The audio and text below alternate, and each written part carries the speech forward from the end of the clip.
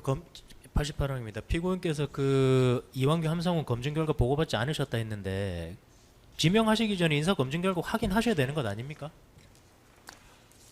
저는 그 김주현 전 수석께서 그걸 가지고 올 때 사실은 거의 검증이 끝나지 않았을까, 저는 그런 생각을 했었습니다. 그런데 지난번 방기선 증인할 때 그게 한 90% 정도라고 봐야 된다, 이런 말씀도 계시고 했습니다만, 그래서 사실은 검증에 대해서는 저희는 거의 신경을 안 썼고요.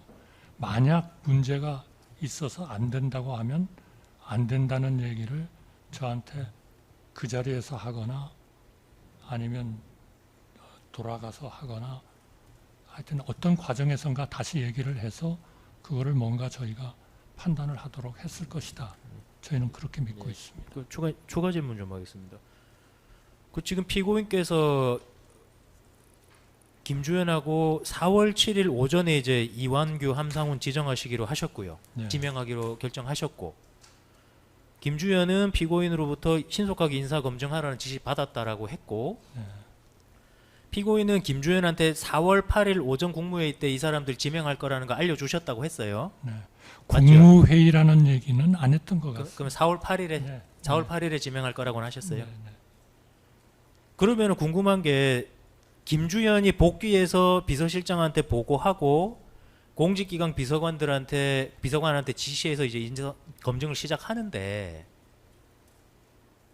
피고인 생각입니다. 피고인 생각에 4월 7일 그런 절차를 거쳐서 인사 검증을 하고 4월 8일에 이 사람들을 지명하기로 스케줄을 짰는데 인사 검증이 될 수 있는 시간이라고 생각하십니까?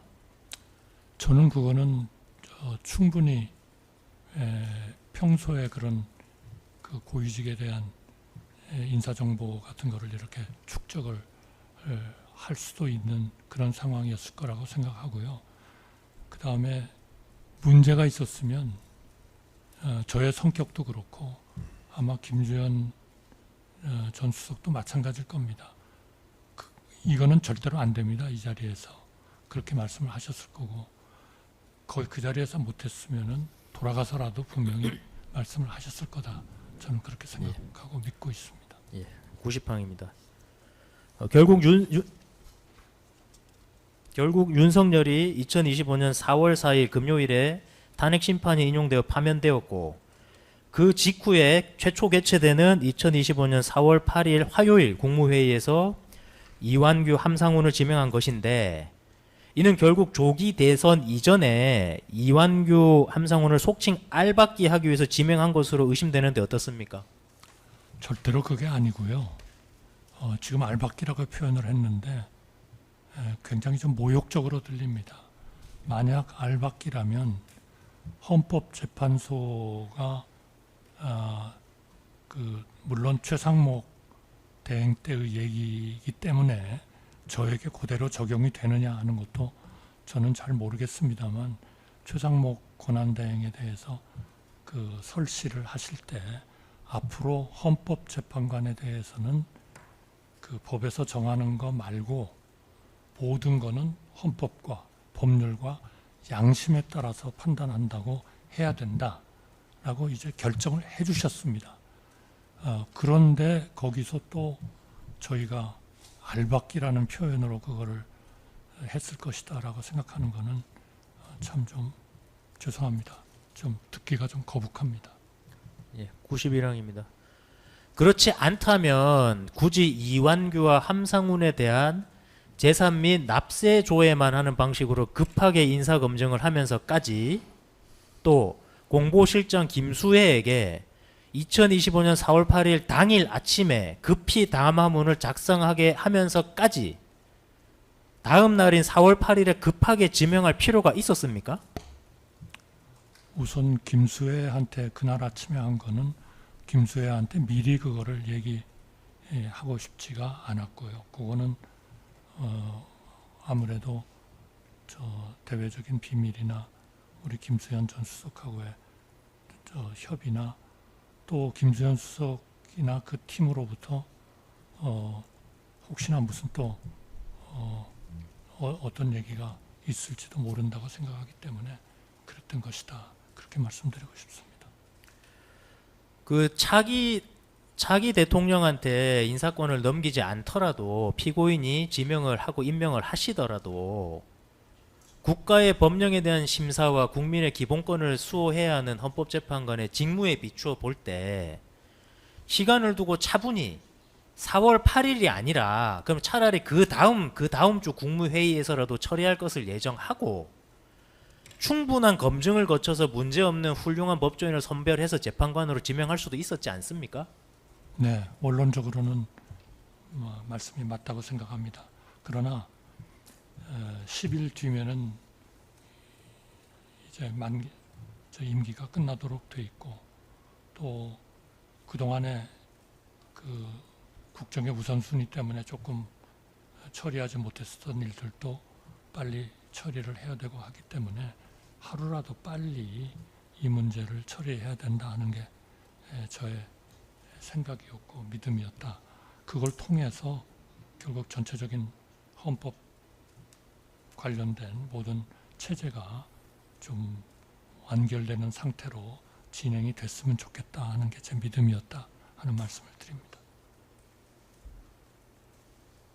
그 지금 말씀이 듣기 좋은 말씀으로 보이지만 2024년 12월 26일에 헌법재판관 3인 임명 안 하셔가지고 헌법재판소를 6인 체제로 진행되게 하신 거랑은 모순되는 말씀 아닙니까? 저는 그거는 절대로 그 3인을 임명하지 않을 생각이 없었다는 말씀을 다시 한번 강조하고 싶습니다.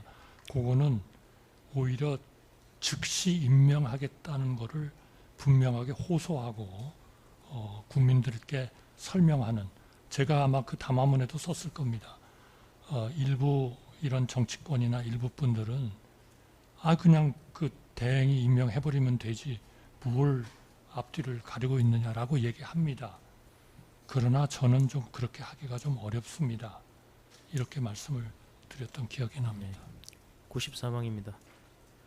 피고인은 마흔역의 경우에는 여야의 합의가 되지 아니하였다는 이유로 임명을 거부하였음에도 윤석열 대통령의 사법연수원 동기이자 윤석열 대통령이 법제처장한 인물이고 12.3 비상계엄과 관련해서 공수처에 고발이 되어 있던 이완규를 헌법재판관으로 지명한 이유가 무엇입니까?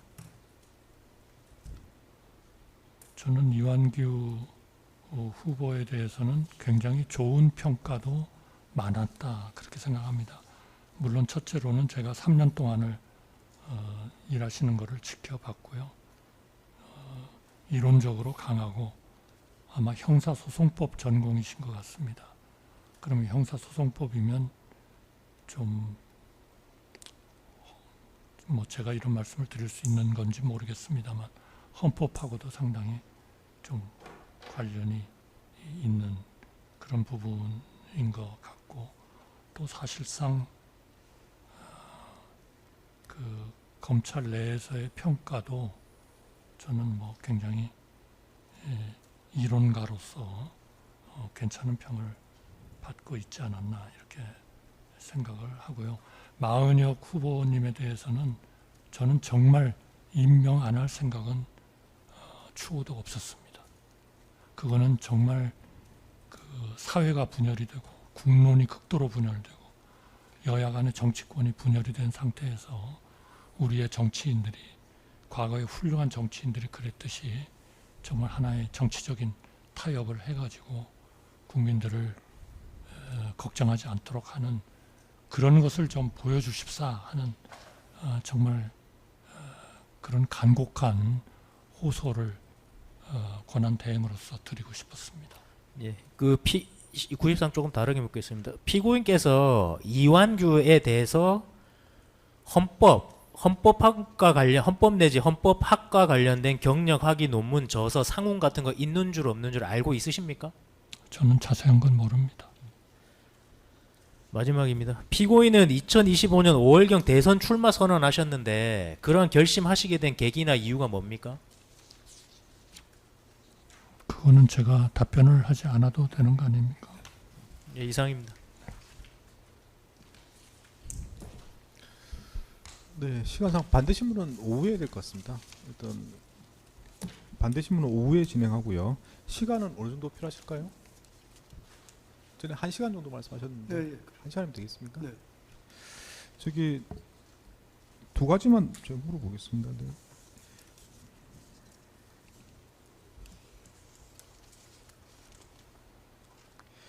그 이제 4월 8일 날 국회 몫에 대한 헌법재판관 임명, 뭐 대법관에 대한 임명, 그리고 대통령 몫의 헌법재판관에 대한 지명 이런 게 이제 4월 8일 날 같이 다 이루어졌는데요.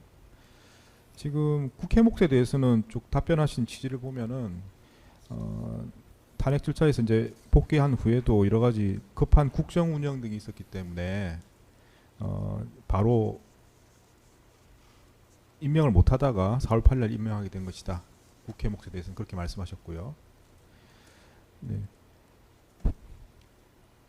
그러면 나머지 그 대법관 임명 그리고 대통령 몫의 헌법재판관 지명 이거는 왜 4월 8일 날 이루어진 겁니까? 그러니까 그렇게 해서 임명을 할 때 곧 그 임기가 만료가 되니까 좀 하루라도 당겨서 빨리 이 전체적인 헌법재판 기구의 그 완결을 하는 것이 좋겠다 그렇게 믿었습니다. 그러면 아까 뭐 물어보시긴 하셨는데 특검에서 그럼 대법관 임명은 왜 4월 8일입니까? 대법관 임명에 대해서는 전체적으로 법관님들을 임명을 하는 고위직 임명을 하는 것을 한꺼번에 한다 하는 뭐 그런 차원의 결정 아니었나 그렇게 믿습니다. 좋습니다. 그러면 4월 8일 날 이제 대통령 몫의 헌법재판관을 지명하면 언제 임명이 되는 걸로 알고 있었습니까? 그거는 뭐 일정한 절차가 있을 테니까요. 인사청문회도 해야 될 거고 그런 거니까 하여튼 하루라도 당기는 것이 권한대행으로서는 임무다. 저는 그렇게 생각했습니다. 언제 임명할 수 있다. 김주원 표현과 이야기한 적이 있습니까? 없습니다. 그거는 뭐 다 후속적인 조치로서 이루어질 거 아닌가 생각했습니다. 피고인은 지금 뭐 정확한 절차를 이제 후속 절차는 잘 정확하게 모르고 계신 것 같은데 네. 모르는 입장에서는 지금 지명하면 언제 임명되는 거냐 확인을 해보셨을 것 같은데요, 아닙니까? 그래서 일반적인 뭐 인사청문회나 이런 거를 거치면은 일정한 날짜가 있지 않겠습니까? 그 피고인이 대선 출마 선언은 2025년 5월 며칠에 하셨습니까? 5월 2일인 걸로 기억합니다.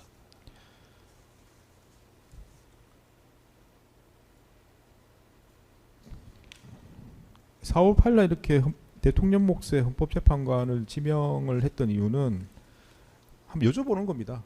내가 뭐 제가 피고인 생각은 뭐 다를 수도 있고 여러 가지 뭐 가능성도 있고 하기 때문에 여쭤보는 거라서 4월 8일 날 그렇게 지명했던 이유는 피고인이 5월에 대선 출마를 염두에 두고 있었기 때문에 그 전에 임명을 하기 위해서 그런 절차를 신속하게 하려고 했던 거 아닙니까? 전혀 그런 생각은 없었습니다. 일단 여기까지 하고요. 오후 재판은 반대 신문 절차부터 진행하겠습니다. 그리고 아까 1시간 말씀하셨고 그 다음에 정진석 피고인에 대해서 네, 예, 1시간에서 1시간 반 사이면 될 것 같습니다. 1시간 말씀하셨고 1시간 정도 하시면 되겠습니까? 그러면 오늘 아마 뭐 오후 중으로 뭐 예정했던 절차는 다 마무리될 것 같습니다. 네, 그렇게 오후 재판은 진행하도록 하겠습니다. 네, 그럼 식사하시고 오후 2시에 진행하도록 하겠습니다. 네, 오전 재판